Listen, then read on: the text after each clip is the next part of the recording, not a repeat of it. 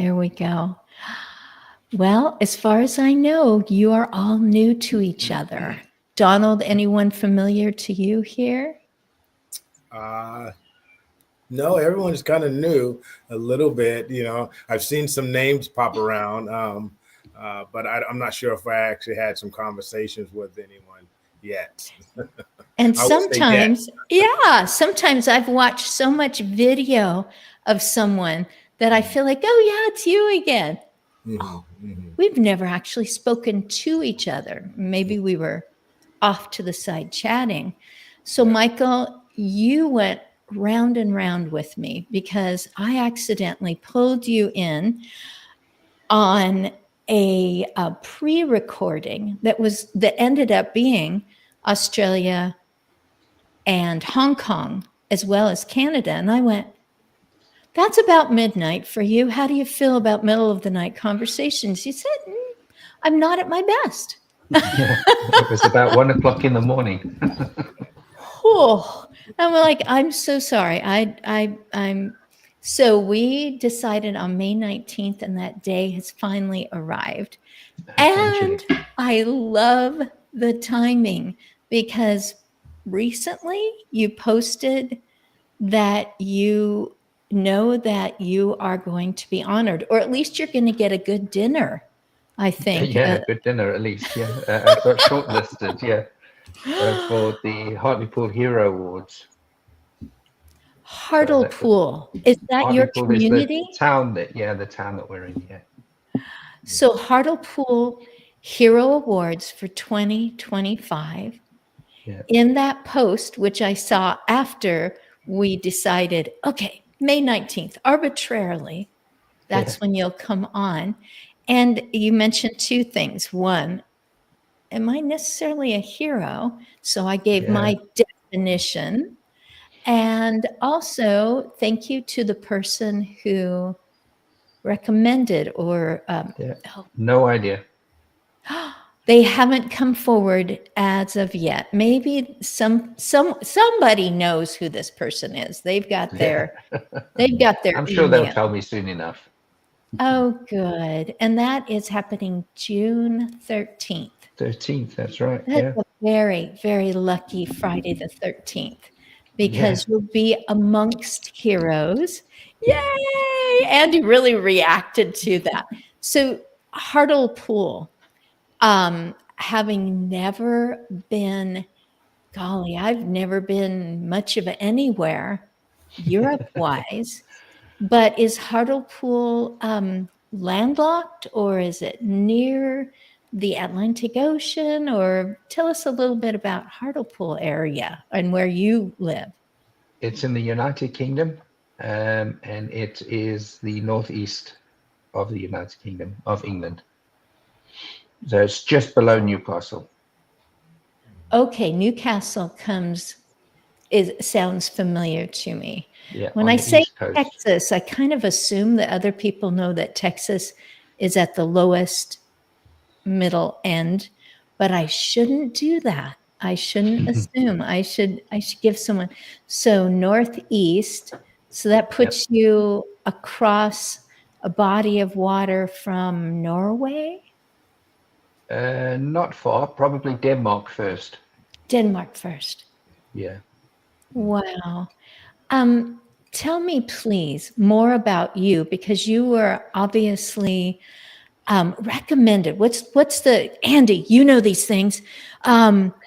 You have been honored, but it's also, what's another word for, I put in a testimonial? Yeah. Anybody else? What's the nomination? Nomination. There we go. Nominated. Thank you. I needed a screenful to make sure I got that right. So there is a whole story leading up to this nomination. You either put out kind of like a pamphlet or a white paper, or you viewed it and said thumbs up.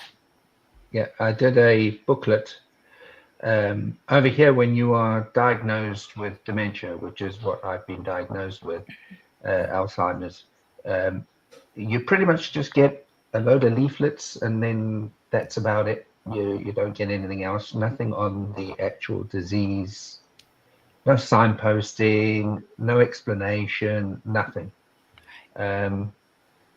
So I thought this has got to change. So I wrote a booklet about different parts or different types of dementia, how to accept it, how to live with it, what to expect, what you need to do now, what you can wait to do a little bit later on, just to try and take a little bit of the anxiety away. And then now the mental health teams and the local charities are distributing those for free.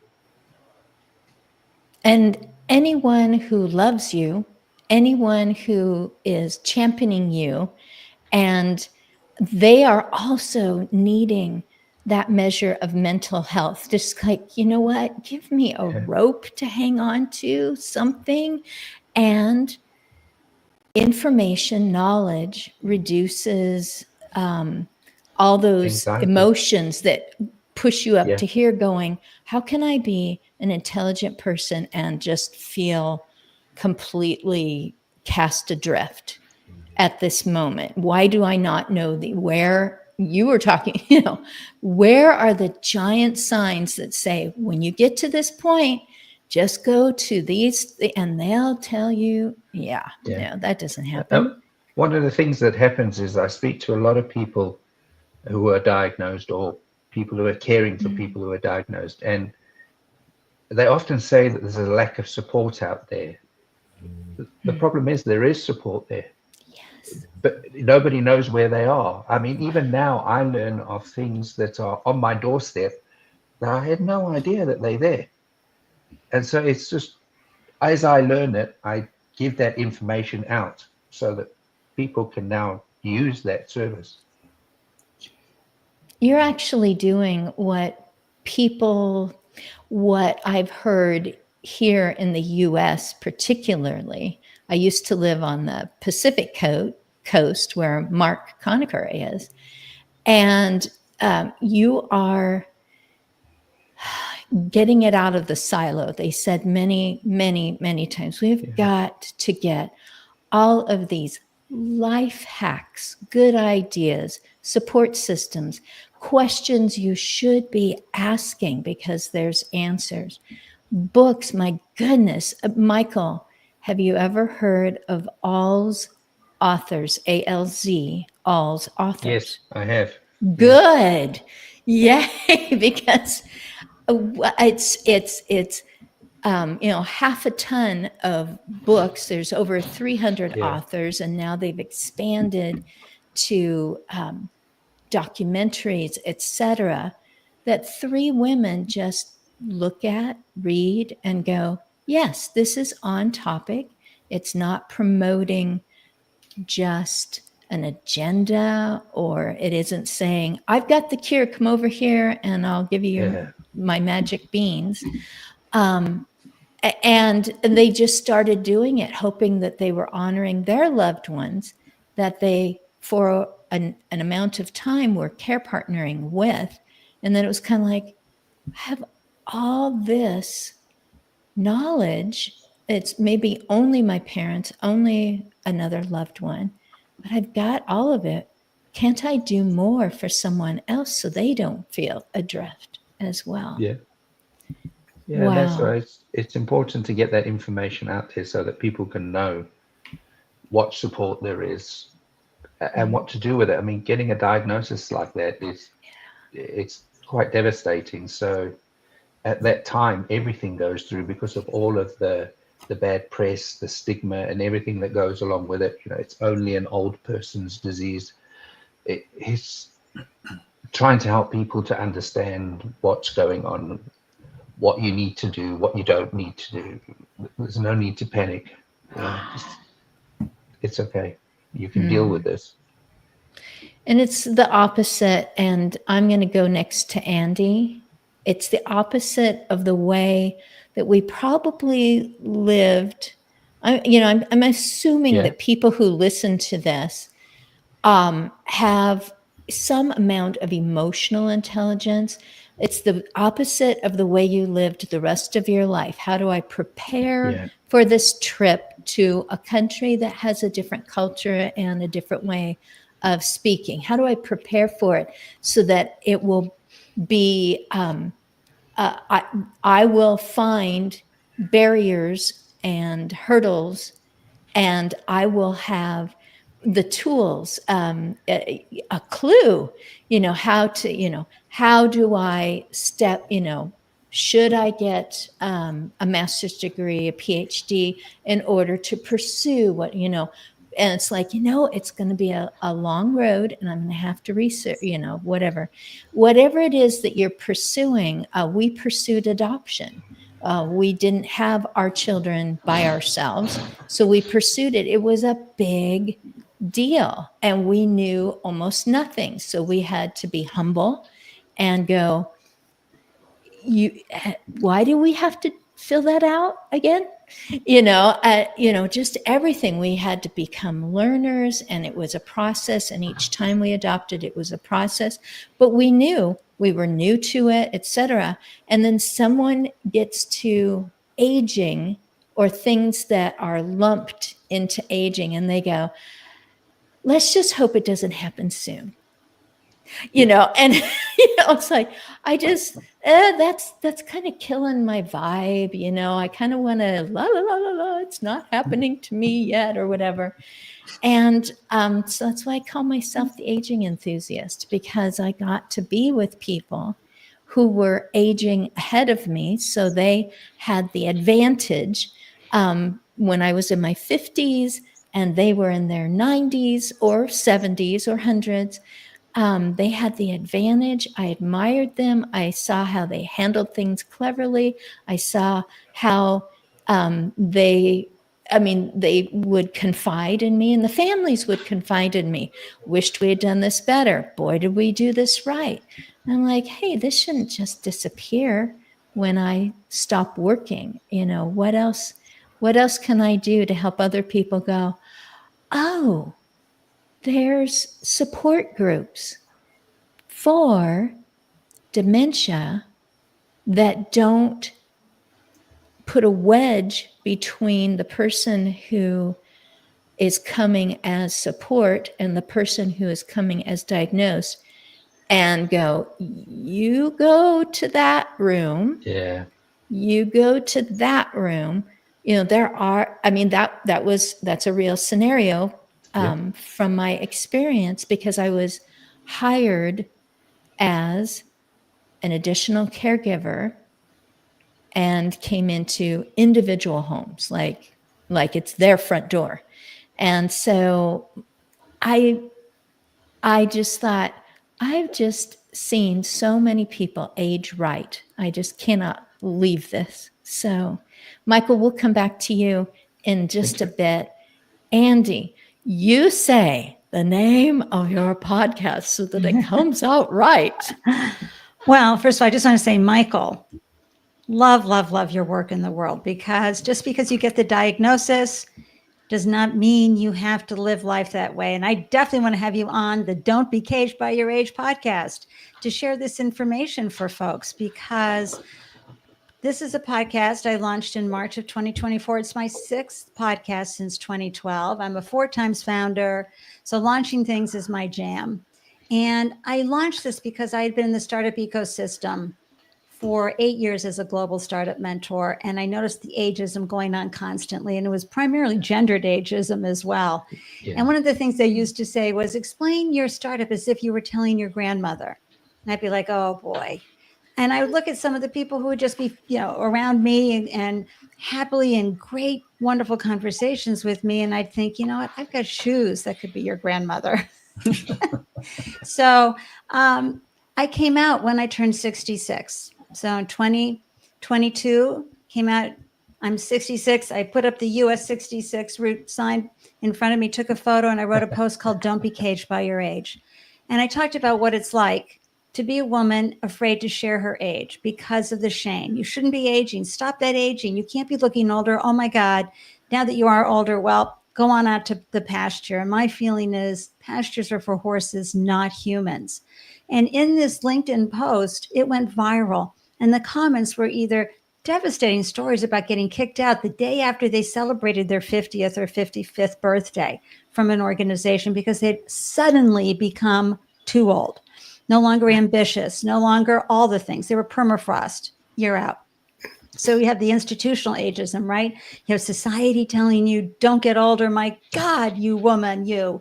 Otherwise become invisible. And so that's society's. And so I wanted to work with those indoctrinated beliefs that we sometimes don't even know are there. They're saying, hey, you're too old to be doing that. Or you've got dementia, so forget about thriving anymore. We know where you're headed. All these mythologies about aging that were just stopping people in their tracks so much so that in 2021, the World Health Organization declared retirement an epidemic costing societies billions of dollars. Mostly, of course, are US, UK, Australia, Canadian societies. Other cultures revere the older adult. And so I wanted to address that, but also represent it. So by interviewing folks who have shattered age-related expectations, I'm providing that representation because if you see it, you can be it, while providing also inspiration. And then at the same time I launched that, I also, as an older adult, I'm 68 and feeling great now, I also wanted to create an intergenerational community because one of the challenges we face as older adults is having community. And it's not as easy to find folks. And especially you get so discerning as you get older, you'd rather be alone than be with people if they're not lighting you up, right? And so, I mean, you've only got so much time left. You don't want to be spending it with people that you don't enjoy. So I created a wonderful, wonderful community called the New England Podcasters Group. And I get every month in person folks who drive from all over the New England states. That's Connecticut, Rhode Island, Massachusetts, New Hampshire, Vermont, and Maine. And they come and we meet in person. We up our game. Some folks tune in virtually. And it is so rewarding to hug someone in real life and look into their eyes. And I want to encourage more folks to get back out there. Since COVID, we've been almost afraid. And we tend to stay online. And it's so much better to get out there in person. Wow. So it's like as long as you are still parked in the showroom, as long as you're still on the car lot, you're new. And then you cross the, that little bit of curb and you go, and now you're a used car and your value goes down. So that's great if you're wanting to buy a car that's like new, and it's terrible if you're a human being that someone says, oh, I had no idea you're 66. It's okay. You don't look 66. And it's like, wow, how terrible does 66 that's a horrible, look? that's a horrible thing to say to anybody. And, explain it as if you were talking to a granny. And it's like, so you're saying that people who are not, man, what's Christine, the ultimate, that are my age and beyond, are going to have their hand held and patted and go, I'm going to explain this to you. It's going to be too complicated. Slowly patronizing and infantilizing. But here's the scoop. They have to be reminded that we were building tech companies in the 70s. We were gaming using punch cards and mainframes in the early 80s. We had to transition from the typewriter to the computer. We had to figure out Excel, Word doc, all of those things before they were ever born. And let them try to use a rotary phone or a push button phone and make a phone call. Okay, just saying. I can't tell what time it is. It goes round and round. So they need to be reminded. Technology is, we've had to learn the hard stuff. They were born into it. We had to transition. That requires all new rewiring of your brain. So we got this. You can tell I get passionate about it. I honestly related I felt akin to, there was an era where 96 was the age of 3 people that I visited weekly. Mhm. And I thought, I feel akin to this person because they've let me in on their take on life, their perspectives, what they did that may have, I don't know if this was top secret stuff, but I'm just like, wow. Okay, so 2 different times you were in harm's way and you said, I'm here until everybody's taken care of. It's and I thought it was wonderful. My daughter, who we adopted later in life than a lot of people have kids, so I'm about 40 years different than this middle daughter, who goes, Mom, you need friends your own age. And to tell the truth, I was working 5, 6, and 7 days a week. It was COVID. And people who were compromised or had someone compromised at home stopped working. And so there was plenty of hours that I could scoop up. And I'm going, why do you say that? It's like, well, like you're doing all these little things different now. And I'm like, I'm enjoying it. I'm enjoying learning how to do, what was it, solitaire. I'm like, I never played it. I guess I didn't have time. So speaking of games, did any of you play these games? It would have been maybe early 90s, Myst or Riven or Uru. It was a set of 3 games that we were all about it. And we had the computer that was kind of pink colored and it was new, and we just had it going on.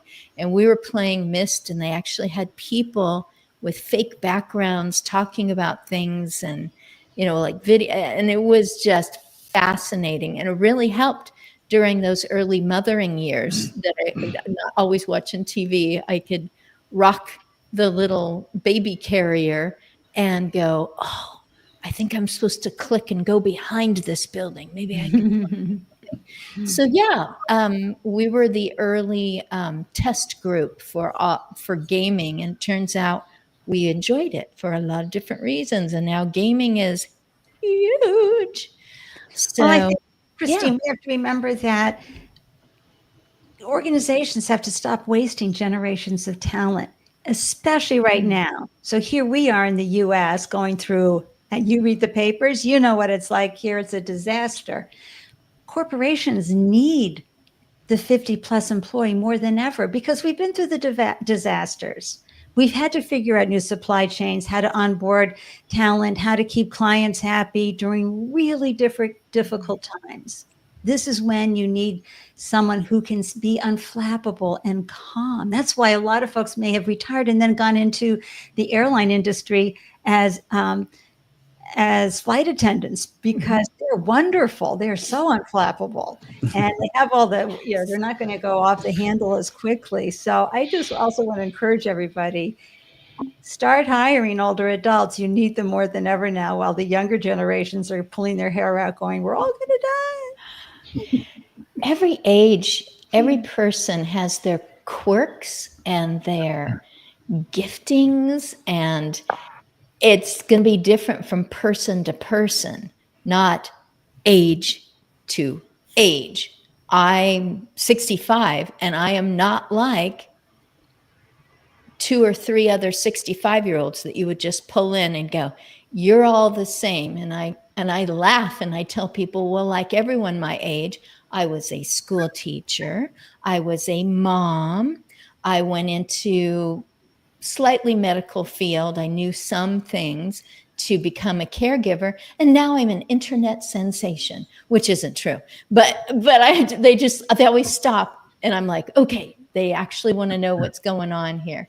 Hey, I need to pay attention and just let Mark and Michael and Andy and I just want to say Raven one time because he also goes by that, but Donald, that Russ Hedge says, good morning. I put in some comments on his show earlier today, and he's saying hello, and that he loves the value that your voices bring. And I love that I'm not just talking to people who have an opinion. They have what they're doing about something that they think this needs more enrichment. That these, human beings need to be informed in a way that they're willing to take it in, ready to take it in, or at least keep bringing it in front of them, like Michael's doing, until they go, oh, I need that. Like 3 weeks ago, like 3 months ago. Oh my goodness. Okay, where do you look that stuff up? So start with the word aging, and you'll find Andy, and you'll find me. Start with the word dementia, and you will find people like Michael. And oh my goodness, I was trying to think, who is that other guy? If I come up with it, I will say it later. But he put together a 1-act play. Sam Simon. Oh, Michael nods knowingly. So I'm in the mood for a Scottish accent. Can anyone oblige me? I think I might be able to jump in here. What would you like to know? I would like to know, well, I have been to Vancouver, BC twice. Okay. And you have made it home. Yes. Was it the people, the pretty? Was it that it's a hub of activity, cheaper to fly? It was more just an adventure. I was a quick version of a long story. I was born in Toronto. My parents had emigrated to Canada in the 60s. It never really worked out, but while they were there, they had me, and they went back to Scotland. And so I was brought up being told, oh, you're a Canadian, and just a bit different. And so I always had this vision that one day I would go back to Canada. And then life takes over and things don't naturally happen the way you expect them to. But I ended up in a period of my life where my wife and I would have this conversation of, let's do something. We had 4 young kids, but why don't we do something? We watched all these programs about House in the Sun, and just all these people building homes in exotic places. So we kept having this conversation, and then eventually we said, look, let's move somewhere. Let's go somewhere different. Canada, because I was a Canadian citizen, Canada became relatively an easy place to move to, and so the natural place I think people levitate is towards Toronto, and there was something about it that didn't quite grab me. So I looked into Vancouver, probably more so because of the weather, very similar to the UK, just a lot more sunshine in the summer. And so I came out here on my own. I drove around for a week, and just checked the place out. And so went back home, spoke to my wife, and 8 months later, we were here with a 2-year-old, a 4-year-old, a 9-year-old, and a 10-year-old. And we came, none of them had ever been, and it was just an adventure. My wife and I decided that what was the very worst that could happen? If we didn't like it, we would go back home, or we would go somewhere else. And so really, it was just about an adventure, rather than being stuck in one place. The root of it, I wanted to expose my kids to more different cultures, different people, just different things. Dundee is on the east coast of Scotland, just above Michael, and people tend to, they live in Dundee and they tend to die in Dundee. They don't really venture very far, and that's probably the UK. The UK is not really as adventurous as maybe other places, but I didn't really want to be that person to stay in one place all my life. So yeah, that's what we did. We went on an adventure, and we've been here for 15 years now. And it's been very good to us. Absolutely. Are there still street signs that are culture inclusive? Like there's an area that's more, I don't know, about India or more about. Yeah, there are different areas. If you go to like, so obviously you have Vancouver, but Vancouver really is greater Vancouver because there's all these micro cities round about it. But you have like Richmond as a city, but that's hugely Chinese, and the street signs are in Chinese with English underneath, and that's great having all these different cultures round about you. And again, it really First Nations, learning about the First Nations people. My kids learn a lot about that at school, and they're coming home and telling me all about it. So then I learn about it. So that was exactly the kind of thing I wanted to expose my kids to, and it worked out really well for everyone, for sure. Oh, that is marvelous. Before we went live, talked with you a little bit. You're in a different phase of your life. You were recognized in the UK, or your business, your venture, your endeavors were recognized in the UK, but that is different now.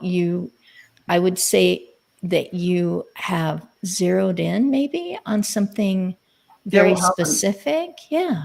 So again, a long story short, I had a company. I'm a carpenter. I started a little business many years ago, and that grew to a certain size, if you want, and it was just a little business. But then when I was moving, that was really going to be the end of that business.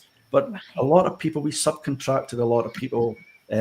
We fitted kitchens and bathrooms predominantly, and for me to emigrate to Canada was going to be the end of the business, but also the end of the work stream for lots of different people, and that didn't really sit very well with me. And I went round and round in my mind how on earth I was going to navigate this. But I decided to bring someone in to run the company, the day-to-day, and that I would move to Vancouver and then, you know what, figure it out from there. What was I going to do with this business? And we would take it from there. But what that did was it really split the business in two, and it allowed me to focus more on the business side of things, and it allowed me to grow the business. And so we went through a huge period of learning, me letting go of the day-to-day, which is very difficult for a business owner. Not that his work or what he was doing wasn't as good as what I did. It was just different, and I found difficulty in that and letting go, and that I've grown because of that, because I'm now able to do that. And so That's awesome. but because I was able to concentrate more on the business side of things, obviously you get more involved in marketing and things like LinkedIn and whatnot, and positioning the company was one of those things, was trying to attract people to the company. And I knew that going in for or entering, putting yourself forward for awards, a British mentality is you don't really talk about yourself. Nobody beats your own drum, but you don't beat your own drum. But I'm always a believer that there's not very many people will beat your drum for you. So we decided to put ourselves forward for various awards within this installation kitchen and bathroom, the Kitchen and Bathroom Industry Awards.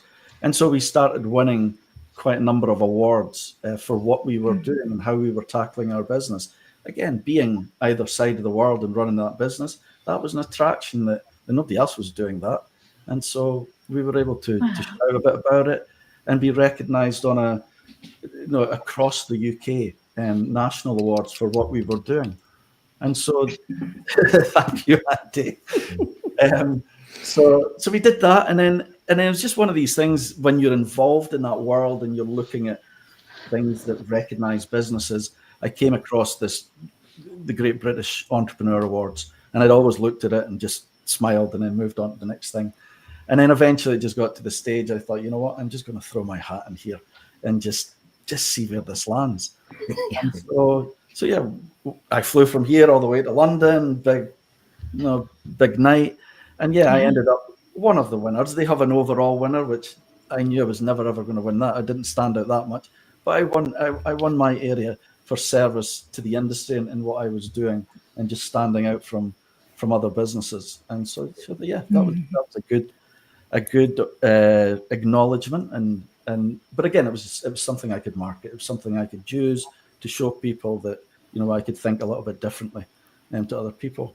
And but you know, things go in cycles, businesses go in cycles, and I got to the stage with my business that I decided that I'd gone as far as I can go. The business was in the best position I'd ever been in, and I decided I needed something different. So I stepped away from my business. But during my time, I had came across a gentleman called Christopher Hackett, he is the managing director of a company called Classic Marble, which is in Northern Ireland, and they manufactured shower trays and water sealants for bathrooms. And one of the things that he invented was the SenseTech anti-slip shower pan. So the SenseTech anti-slip shower pan is completely different to any other shower pan out there, and it has a UK, European, and US patents, which makes it completely different. And most anti-slip shower pans they're not a traditional shower pan, just a plain shower pan with a coating that's put on top. Whereas the difference with this was they integrated the anti-slip features into the tray, and it became the design. There's little micro dimples all over the shower pan, and that's what created the anti-slip effect. And so I'd used this product while I was installing bathrooms, and I'd put it in front of customers. Customers loved it, great feedback, so I just kept using it, and that feedback helped me. So when I did step away from my company, I ended up speaking to connections. Christopher was one of those connections, and he said, how do you fancy introducing SenseTech to the United States? And so I thought, yeah, that's the kind of thing that would get me going again and give me something to get my teeth into. And so that's what we did.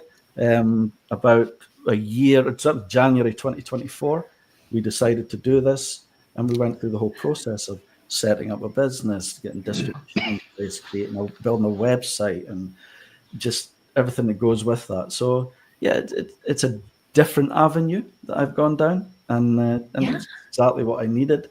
But the connection with the aging, maybe it's quite an obvious thing with the anti-slip, and that's what, when I started promoting it, obviously there's different areas. It's a luxury item. There's no getting away from that. But it's basically the best shower pan there is in the world. There's nothing else like it. And so, but when I started promoting it, it was the aging in place community, people who were involved in that, occupational therapists. They were the people who were connecting with my posts and making comments. And that really opened my eyes to, I'd never really thought much about aging in place and all these phrases. And so, but one thing led to another, and I actually joined the National Aging in Place Council purely to learn more about it. If I'm going to be speaking to these people, my language had to be correct. I don't want to be saying the wrong thing and pushing people away rather than drawing them closer. And so that's what I did. And I was actually they had their conference in Orlando just last month. And again, just what you were saying, Andy, about the face-to-face and the shaking hands and hugging people. And it was just amazing to be in the same room as all of these people that are doing just amazing work. And just, I always say, I've never been in a room with that amount of people who genuinely cared about what they did. It was fascinating to be there and to listen to them, and everybody had when we were listening to a speaker, and normally when you go to these places, the speaker's got something to say, you listen to it and everybody goes away.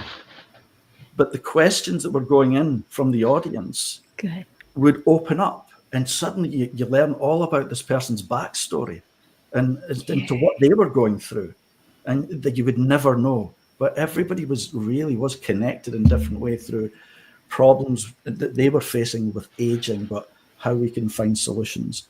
So yeah, for me, SenseTech is just one of those little solutions. And I encourage anybody to go and have a little look about it. It's a very unique product. So yeah, and hopefully we can open this up across the United States, and people can learn about. That's my job. It's not about selling shower trays. It's about teaching people about slip safety in the shower. It's a massive problem, and Yeah. and it doesn't have to be. It really doesn't. With the right products and the right education about what's causing the slip, slips are caused by contaminants, which is basically, when you boil it down, it's dirt. It's dirt. It's soap, scum, body oils. It's that contaminant between the surface and the bottom of your foot. And so that's one of the key things about SenseTech is it basically cleans itself. It's very, very easy to keep clean. And traditional anti-slip shower pans, they're very difficult to keep clean. And so people start scrubbing them. And when they start scrubbing them to keep them clean, you then start making it more slippy because the surface that's there to protect you starts wearing off. And you know what? I don't know anybody that's actually replaced the surface on the top of the shower tray. So people don't tend to do that. It tends to wait until the disasters happen and someone falls. And as I say, as you get older, your balance is not the same as it is. And so it's major injuries that happen. This is not just a little bruise on your shin, or it's major injuries. And so I love speaking about slip safety in the shower and how to avoid it. So intelligent that, you brought in a vernacular, a narrative because of your background of putting together, fitting entire bathrooms or kitchens. And then you realized, I really want to make sure that what I'm saying is whatever, medically correct, or, it makes scientific sense. I learned a lot just in that moment when you were talking about it was a problem, and that's where the inventor Christopher, that's where he came from. He knew that there was an issue, and so they decided they did the farm as a family business, the second generation family business. Him and his dad decided to, how could we make this better for people, and that's what they did. They brought in the aerospace tooling industry, and it was 42 prototypes to get to what they invented, and it's just an amazing product. So it's just about saving people. It really is. As I said, in this day and age, technology is there. It's how we use it. It's awareness. It's what we talk about now, trying to make people aware of what's out there and how people can help. It's like Michael's paper. I mean, how helpful is that to people? That's really interesting. And what Michael was discussing, and I'd love to get a hold of that paper to read it, because it is. It's just about education and putting things out there for knowing what can really help people, and people just don't know. Yeah. So Donald, you've got your book ready. See, I think it's exciting that you have a physical book with you, because isn't this rather recent? Yes, very recent. Yes. Last Wednesday. Last Wednesday. Wow. So I am truly still in shock. Congratulations. Thank you. So I'm truly in shock, and Mark and Michael and Andy, I am so I like the choice of words. I actually like, Christine, in the way that you had everybody present, because it was almost like leading up to, okay, we're going to talk about safety in the martial arts, but everyone had different avenues about Asian, about safety, about the direction in which everybody is going, which leads to what I do, because my whole background is in safety. My whole background is in security, but I wrote this book because of awareness. And Mark, when you said awareness, I was like, big light comes up, Michael, when you're talking about getting information out to the public, there's so much information about situation awareness, there's so much information about martial arts, safety training, dementia, how to stay safe in the bathroom, and a lot of information that you talked about. There's so much information out there, but no one knows where to get it. How do I get to it? I mean, me and my wife learned this in a nutshell, because we were foster parents. We adopted a lot of kids, and we fostered a lot of kids. I have 7 kids to be exact. We fostered a lot of kids, and when you start that program, it's like, hey, you have this resource and this resource, and you have all these different things that you can have access to until you start actually fostering the kids. And when you start fostering kids, you realize, where is this information that I was told that it's there? You know, how do I get into it? But no one really had any direction on it's out there, but no one said, this is how you get it, or this is how you can go access it. So we had to do a lot of research just to kind of get just basic information on how to, I mean, because we were new. No one told us how to foster kids. We took some classes, but when you foster kids, you have so many different cultures every time you get a new child in your home. Yeah. It's not just, you know, we had here's a situation. We had two boys in our house. They were both, one was deaf and one was not deaf. So we got them, and they didn't tell us this information. So we got them, and one of them would yell and use his hands all over the place, and we're like, what is he doing? You know, and this went on for a while, and he would just yell, and we realized that there's something going on, and we went back to the state and said, hey, this is what's going on. And they go, oh yeah. That's wild. Yeah. The parents are deaf. So he would yell. Well, they're deaf, so he didn't know. It's a real infant baby. So he's doing sign language, but he's an infant. So he's not, everything is clear. So, but we just see yelling in this. So we're like, what do we do? You know, so just information like that. It's just basic information like, hey, you may get kids that may be deaf. You may get kids that may be blind. You may be, you know, and these are some basic things that you can use. So awareness. Absolutely.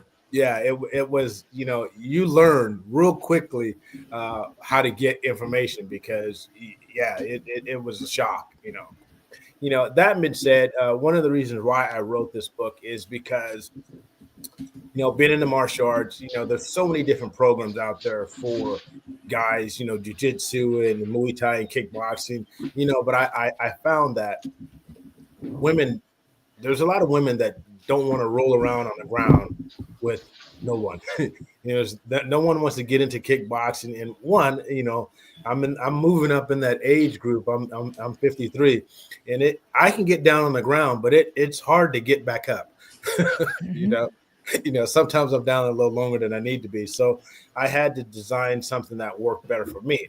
Well, after working with a lot of ladies, I realized that everyone's body is different. Everybody's, you know, training is going to be different. So how do I design something, you know? So I went in really deep to try to figure out some specialized martial arts that's going to work for women. Well, some of the women in my classes were older, so they're not going to be jumping in the air and doing these jumping kicks and these grab and holds. So I had to figure out, I got to keep tweaking this technique to make it accessible for all of these different people. And I go, why don't I just think of a way to help them before they get in that situation to actually have to try to defend themselves?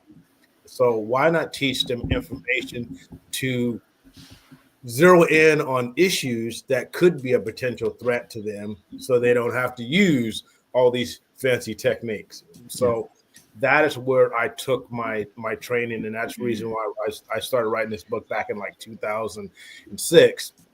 And I wrote it, I put it down, and I wrote it, I threw it in the back corner, and I wrote it again. And it was, you know, the hardest thing on it was to figure out the cover. I don't know, let me spit in front of me again. Oh man. Cover of, you know, There we go. Yes. So there we go. So it was to figure out, you know, I was going to put a picture of me. I was going to picture of security. I was going to put the picture of fighting. I said, what can I use? And I said, let me just put a low key picture of a woman doing some kind of like technique moves, have some people in the background, and that is how the cover came about. Didn't want to gear it towards security because I talk about security, but I also talk about bullying. I also talk about trauma. I also talk about the basic security. I talk about executive protection in there. So all of these different things that are all connected, I talk about in my book, but the focus of it is more on being aware of what you're doing and where you're at, and being aware of what other people are going to be doing when you come in contact with them. So some basic techniques. So I talk about some techniques. I talk about how I use those techniques. I talk about different things that you can do to protect yourself. Like we talk about internet safety. We talk about just basic taking pictures and putting them online. Everybody wants to take a picture. The whole world is about taking a picture and put it online because we want to show all our friends. But I talk about there's so much information in that picture that you posted online, like what's behind the picture, what else that I can see behind that picture that I can use to find out where you are, who you are, what you're about, getting that information and use that information to my advantage if I'm trying to get something from you, attack you, stalk you. So all those different things I talk about in the book to kind of help direct a person like, hey, take a picture. I'm not saying don't take a picture, but think about that picture that you take, because, like realtors, they're out there, they got billboards, they post their name and their photo all over the place, but then they call a person and calls them and say, hey, I want to see this house. And you go to this house of a person that you have zero information on other than their name. Some realtors take a photo of the ID, some don't. But so you get to this house, you're in a house that in a neighborhood that you may know a little bit about, maybe not a lot. You go to a house, you don't know the ins and outs about this house. The person walks in this house, you walk in this house.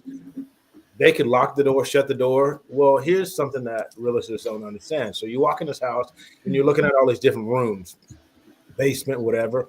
And how many other windows in that room, in that house are open? Most of them are shut. So if I secure that door and I'm behind you, you can scream. It's less likely that the volume is going to be louder outside the house because all the windows are shut. So if I walk down in the basement, different things like that, I can hit you, tack you, knock you out, whatever the outcome may be. And then you're down there. Nobody knows, until somebody basically can contact you either via phone or where you are. So I always say either if you're going somewhere, open windows, because if you have to scream, the people that are around that house can hear you screaming in that house. Another thing, a basic thing like let somebody know where you're at, what you're doing. I always say, call your office and turn your phone on your voicemail. So while you're in there, your phone is recording everything that it hears. Those are the basic things like that I talk about. How to just minute things that you can do. Now these are kind of worst case scenarios. I'm not saying that every situation is the same, but getting a person to kind of think about some scenarios while you are doing what you're doing, moving throughout the town. A big thing is hotels. We go to hotels, that the person outside that room can get into that room, that hotel. There's some basic tools that they use to access the locks in the door. People don't think you lock your door. But remember, how many people have been in that hotel that locked their keys or something in that door, and security comes and lets them in? They have a key, correct? So they have access to that room. How many people lock their stuff in their safe and they forget the combination to that safe? They can get in that safe. So to let people know that, hey, the hotel can access your room. They can access that safe. So be aware of what you put in your safe. Be aware of what you bring on vacation. Bring just what you need. I always say bring, if you got to bring credit cards, bring Visa cards versus your personal credit card, because your Visa card, if I lose that card, it's only that money that's on that Visa card. I lose my bank card, I got to run. I got to try to call my bank. I got to cancel that. I got to cancel this. I I got to find out what was issued. Another thing you can use is get a bank account, like a savings account or another bank account that's connected to a card, and we deposit money on that card, and you use that card. So if I go and lose that card, I know the only thing that's going to be lost is what I deposited on that card. It's not connected to my main card. It's a separate bank card, and you can use it just like your ATM card. So banks do that. That you can access something like that. So those are just some basic things that you can use. But those are the different things that I talk in my book about situational awareness. Tell us the full title of the book again. The full title is called Empowering Safety, Mastering Security, and Leadership. And that word empowering, I heard it, though you didn't speak it in the moment, but that's what I heard was empowering someone to go, something's not setting right with me today. Right. I can open all the windows. I can make it less safe for someone who is looking to make me less safe. Exactly. What a great book. And if anyone watching this is wondering, but why did you brought him back? Actually, when I saw that his book just launched, why did you bring him in? Well, Andy spoke to that people who are aging are great people to have in employment on your team. And I can look with, continued graying and continued, body change. I can look like a really easy target. I'm not even 5.5 feet tall. Exactly. And I might be fiddling with my giant purse trying to find the, thing that I have stuck at the bottom because I want to be prepared for everything. So just, I am just so grateful. I know that I don't like clocks because they're always running out on me. And our time is just so gone. So, Michael Booth, one thing that you would like to just say about what you are providing that people are recognizing?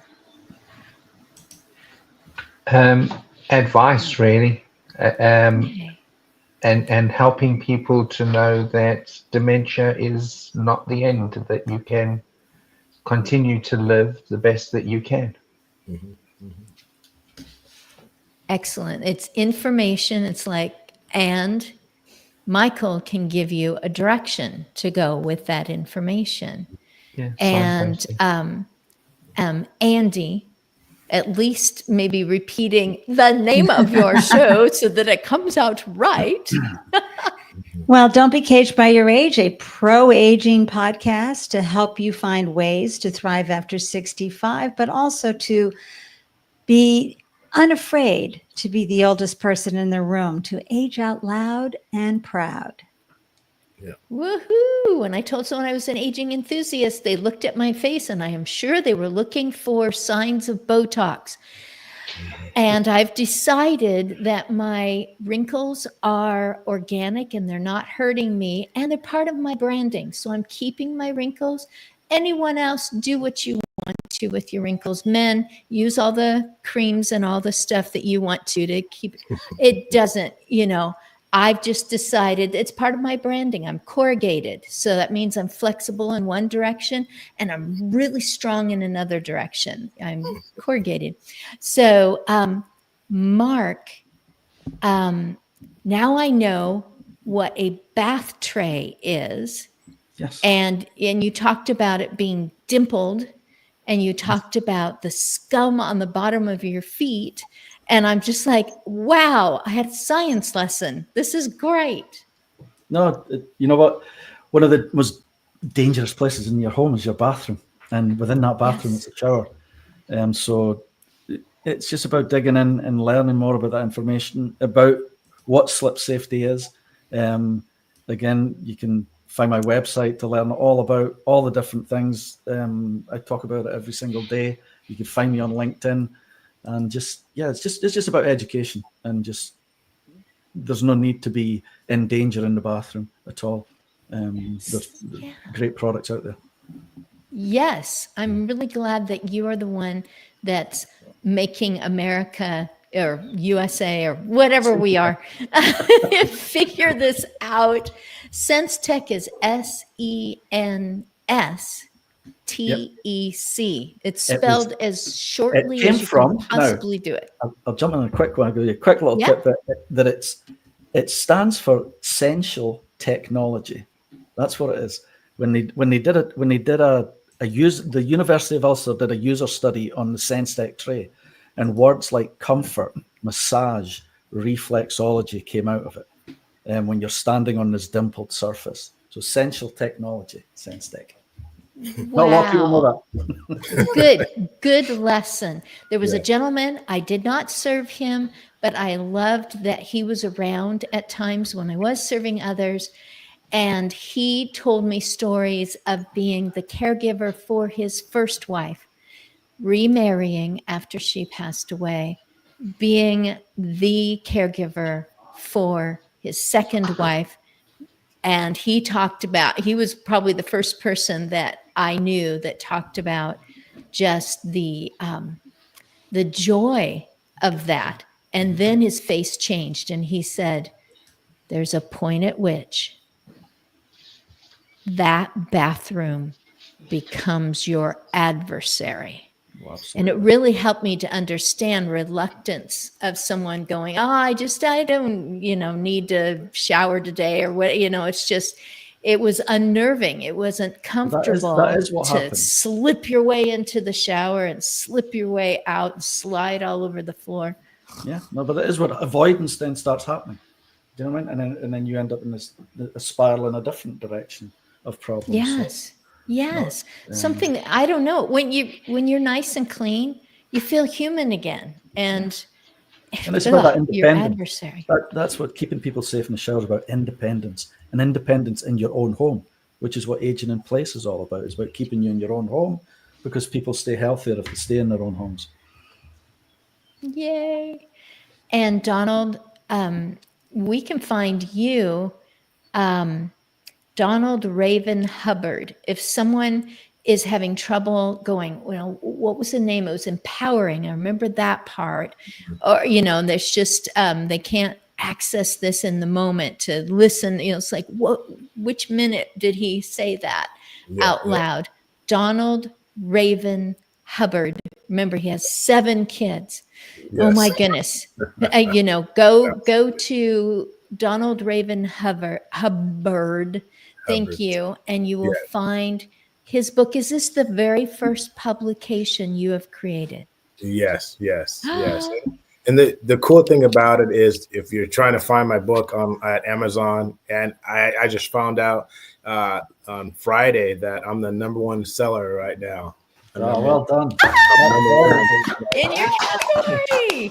So I'm excited with that. So it's just, everything is just so exciting and stuff right now. But if you just type in my name, Donald Hubbard, go to Amazon.com and just type my name, Donald Hubbard, my book will come up automatically as #1. So I do offer a free woman's discussion. It's free.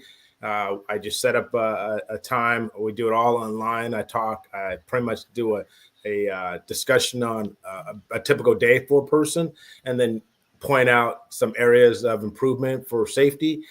It's all complete free. It's really, like I said, it's really low key discussion. Just give me a pop on my LinkedIn, and then we'll set it up. I always say that I am very busy. I have a lot of classes that just came about because of my book. So now I'm even more busier, but I will try to get to everybody and set things up. So I am so excited. Eventually I will come off the cloud. But Andy, I will say that the great thing about hiring people that are older is they don't have the same things that younger groups go through. They like to just go to work, do their job, and they're happy, and they go home. True story, Donald. Younger people, there's everything. Less distractions, and can we get it done faster? Yes. So I definitely, especially in my line of work, I mean, I'm I really like people that can just get out there and not have to be told a lot. They just say, do this, do this, do this, and they go on about the business. You know how to work independently. Yes. So I really enjoy it. So I thank you so very much. I mean, I really appreciate it. I learned a lot about sharp hands, a lot about dementia, and a lot about, just working more with different groups of individuals. What helps me, I will be checking that site out, Aging in Place. Is that right? Was that right, Mark? Well, check out SenseTech USA. SenseTech USA. Check out the National Aging in Place Council. Yeah, nicely done, Mark. Check them out. I like get it in the right order. Yeah. Says the lady who loves to start things up and understands marketing. And how many podcasts? Oh, this is my 6th podcast, but I've had over 4 businesses, from heavily VC-backed tech companies to angel-backed to charming personality-backed. So I have a deep appreciation for Mark's journey and Donald's journey. On our next show, Andy will tell me, what does she mean by charming personality backed? I love it. I hate to say goodbye. Thank you so much for being wonderful every day, not just on my show. Thank you, folks. Bye-bye. Thank you. Bye.